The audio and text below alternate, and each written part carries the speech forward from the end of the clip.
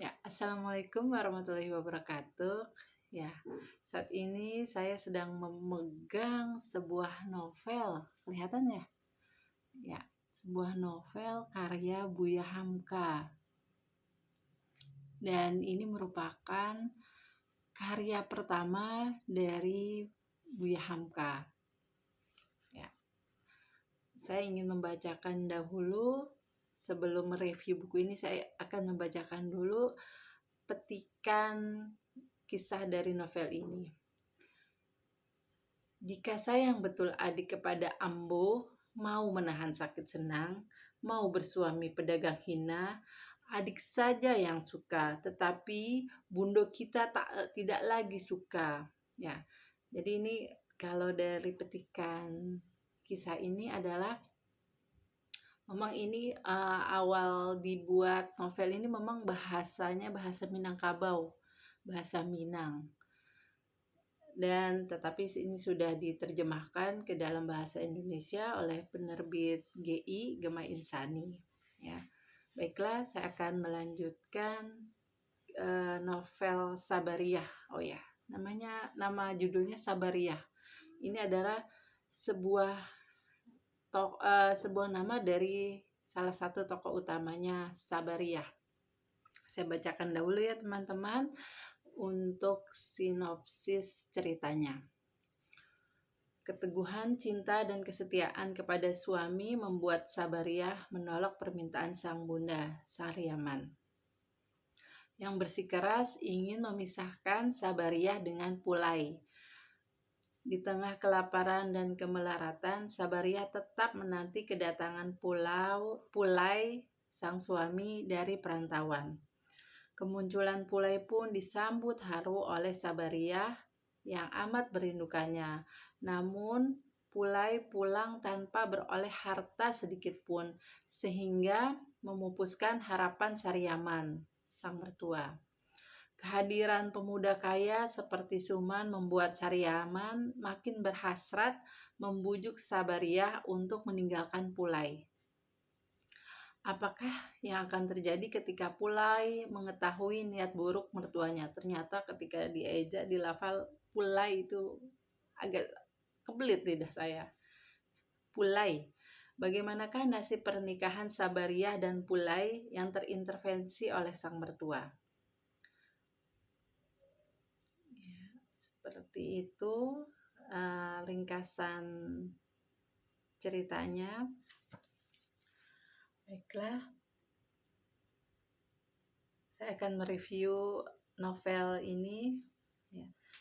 Jadi dalam novel ini Buya Hamka menyuguhkan kisah dilematis yang dialami Sabariyah ketika harus memilih antara dua pilihan, yaitu menceraikan suaminya Pulai atau memutuskan hubungan kekeluargaan dengan ibunya Sariaman. Bagaikan makan buah si malakama, begitulah nasib Sabariyah yang diceritakan oleh Hamka dengan gaya bahasa puitis dan penuh makna.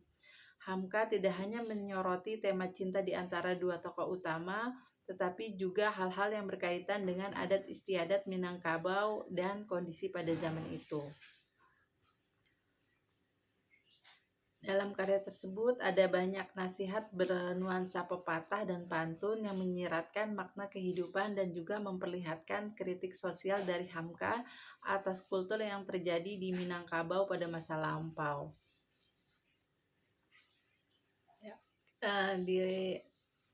Jika kita membaca novel ini memang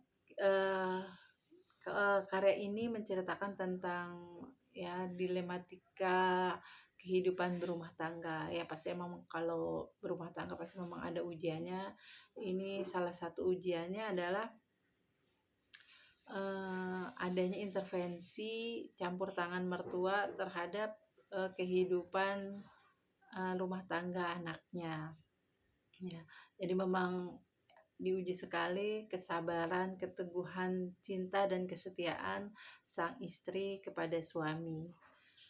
Ya, semoga dengan kita membaca buku ini kita jadi bisa melihat kondisi kebudayaan Minang ya atau Minangkabau pada zaman dahulu, karena jika dilihat dari kisah ini ya, Buya Hamka ingin memperlihatkan kepada kita kritik sosial yang terjadi di kultur kebudayaan di Minang.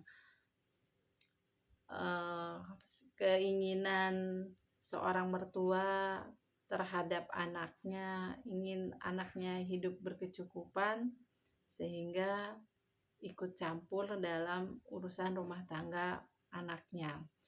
Ya, semoga dengan membaca buku ini kita bisa mengambil hikmah, pelajaran bahwa memang pentingnya menjaga keutuhan rumah tangga baik dari istri dan suami, dan juga memang pondasi iman, ilmu, agama, akhlak yang baik sangat penting di dalam rumah tangga. Ya, begitu serius kalau kita baca buku ini. Dan juga di dalam isi buku ini kan awalnya bahasa Minang ya, yang dibuat pertama oleh Buya Hamka. Jadi ini, dan memang beliau kan, Buya Hamka ini seorang sastrawan ya. Jadi kalau ingin mengenang budaya Minang, jadi di sini banyak pantun-pantun, puisi atau nasihat-nasihat yang tercantum di dalam novel ini. Sehingga mungkin kalau dari orang Minang sendiri ya, kalau baca buku ini jadi mengenang sejarah kebudayaan Minang. Ya, sekian dari saya, semoga bermanfaat. Wassalamualaikum warahmatullahi wabarakatuh.